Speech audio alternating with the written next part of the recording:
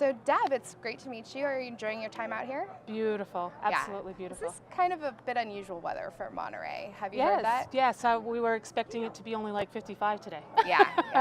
It's great. We're getting a lot of radiant energy from the sun right now, and that kind of brings me to my first question, which is, what does energy mean to you?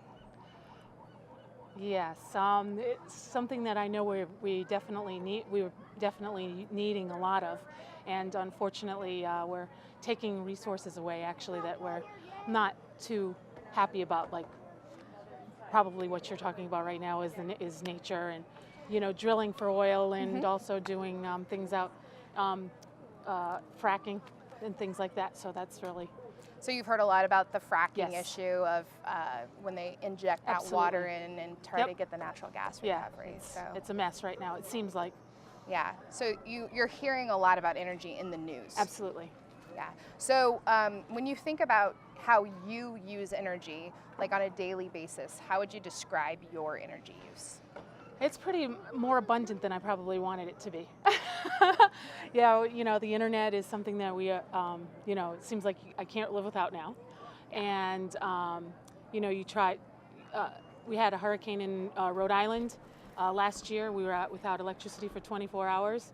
And it was one of those things where you just think when it came back on, just, oh my gosh, I can't believe I was out without it for 24 hours. And then you start looking at it again and thinking about how much you're using.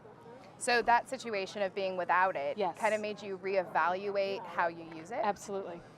So would you say after that event of being without it for so long, do you think you are probably more aware and maybe are more conservative about how you use energy? I would say so. There's we definitely, for heat wise, we turned down our heat.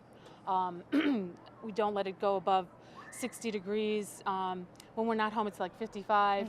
At night, it's 60. If we're home, it's just for a couple of hours, 65. But for heat wise, for air conditioning, obviously we turn it on when it's extremely humid. But for the most part, we keep it off and have those windows open. And so. Cool. Yeah. So it sounds like you've been able to take kind of a negative experience and learn something from it and turn it into a positive. Yes. Cool. Well, I congratulate you on that. Thanks. Not everybody I know. experiences that. So, yeah. And I'm gathering from what you're saying that you're aware of how people use energy and kind of how the environment uses energy as well. Right. Are you concerned about the consequences of human energy use? I am very concerned about the amount of energy we're all using, and looking at the ways that that they're trying, solar energy and things like that, and trying to have them use it, but it kind of gets to me that it's we're not using it enough, and for some reason it's more expensive to use, and which just kind of blows me away that that's something that we're facing when we have an abundance of the solar. Or so would you say that your community maybe is more aware after the hurricane that you experienced? I wouldn't say so. They're trying to do the wind farms or wind, and one of the things that's happening though is that there's always protesting against the wind, and they're saying that it's too much noise. But I can't see the amount of noise that or it's blocking a view, and those types of things, and so I'm not sure why they. Yeah. Do you ever engage in energy conversations in your community? I don't. I apologize. I'm a teacher, so I kind of teach both sides of the issue.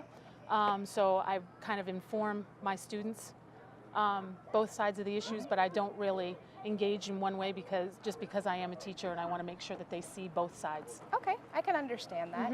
As we move into the future, do you think that these alternative methods like wind and solar, do you think that's the way to go in terms of energy? I think that we need to figure it out, and if that could be a possibility. But again, it seems to be pretty good, but I don't experience it enough to know. Okay. I do know that, or I see from what I hear about the fracking, and from what I hear about what's happening with them breaking ice or drilling for oil. I think we're really causing a lot more damage to water and to all of the things that we're really going to need in the future. And I have a feeling that we might be in big trouble if we keep going the way we're going. All right. Well, Deb, thanks.